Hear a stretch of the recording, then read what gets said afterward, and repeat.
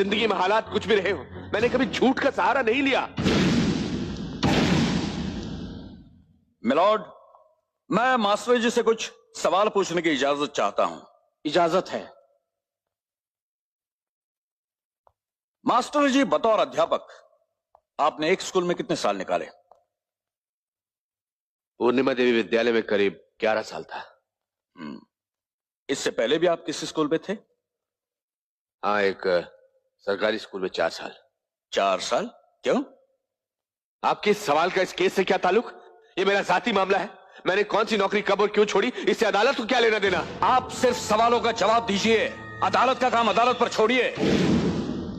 यहां सिर्फ एक नौजवान की जिंदगी का सवाल नहीं है, इस केस में एक समाज सेवक की शख्सियत और उसकी प्रतिष्ठा दांव पर लगी है। बेहतर यही होगा कि आप तैश में आकर झलाने की बजाय आप धैर्य के साथ मेरे सवालों का जवाब दें, और मैं साबित कर दूंगा कि मेरे पूछे गए हर सवाल का ताल्लुक इस केस के साथ है।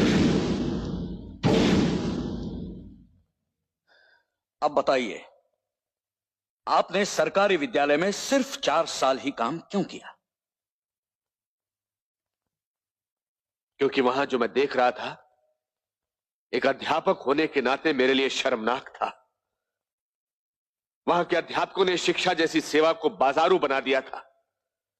स्कूल के बाहर दुकानें खोली थी उन्होंने, और स्टूडेंट्स को ट्यूशन पढ़ने के लिए मजबूर किया जाता था। जब मैंने इस बात का विरोध किया तो मुझे तरह तरह के तरीकों से परेशान किया जाने लगा। थक कर मैंने रिजाइन कर दिया। आपने 11 साल की सर्विस के बाद पूर्णिमा देवी विद्यालय क्यों छोड़ा? वहां के प्रिंसिपल रंगनाथ राव से मेरी बिगड़ गई थी। मेरा अपना आत्मसम्मान बचा पाना वहां भी मुश्किल हो गया था। लेकिन इस बार आप स्कूल से हटे नहीं, आपको हटाया गया। हाँ, आप ऐसा कह सकते हैं। मास्टर जी, स्कूल मैनेजमेंट की रिपोर्ट के मुताबिक आप अपने काम में गैर जिम्मेदार और लापरवाह थे। मसलन हिंदी के पीरियड में आप अपनी क्लास से हमेशा गायब रहते थे। ऐसा एक ही बार हुआ था, और क्लास से गायब होकर कोई मैं पाप का काम करने नहीं गया था। हमारे स्कूल के चपरासी के घर गया था मैं।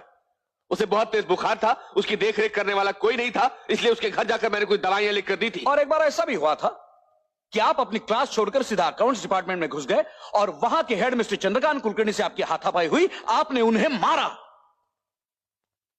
हाँ, ऐसा किया था मैंने, क्योंकि स्कूल मेंटेनेंस के लिए ट्रस्ट से जो रकम मिली थी उसमें 5 लाख रुपए का घोटाला हुआ था, और ये रकम प्रिंसिपल के अलावा और भी लोगों में बंटी थी। और इस घिनौने काम को अंजाम देने के लिए कुलकर्णी का सबसे बड़ा हाथ था। जज साहब, जब मैंने उसे मारा तो उसे शराब पी रखी थी। स्कूल जैसी संस्था से जुड़ा हुआ एक कर्मचारी स्कूल में शराब पी कर आता था तो क्या गलत किया था मैंने? क्या मैं भी दूसरे लोगों की तरह खड़े खड़े तमाशा देखता रहता उसका? मिस्टर अग्निहोत्री, आप परेशान मत होइए। परेशानी तो किया जा रहा है मुझे जज साहब। जो बातें मुझे परेशान करती है, जिन बातों को मैं दिलो दिमाग से निकाल देना चाहता हूं, उन्हीं बातों को अदालत में, और अब मैं आपको बता देना चाहता हूं कि मुझे अदालत से बाहर भी परेशान किया जा रहा है। मुझे दिमागी तौर पर अपाहिज बनाने की कोशिश की जा रही है जज साहब। पिछले कुछ दिनों से मेरे साथ एक खेल खेला जा रहा है जज साहब। मैं कबूतरों को दाना डालता हूं तो मेरी सुरक्षा में तैनात गार्ड मेरे पीछे खड़ा होकर उन पर गोली चलाता है। पूछताछ के लिए मुझे पुलिस पीछे के दरवाजे से अंदर लेकर जाती है। पूछताछ के बाद पुलिस स्टेशन से मुझे घर ले जाया जाता है तो जीप उल्टी चलाई जाती है। और तो और, मैं मंदिर में पुजारी से प्रसाद मांगता हूं तो प्रसाद की जगह मेरे हाथ में बिच्छू रख दिया जाता है। एक खेल खेला जा रहा है मेरे साथ जज साहब, एक खेल खेला जा रहा है।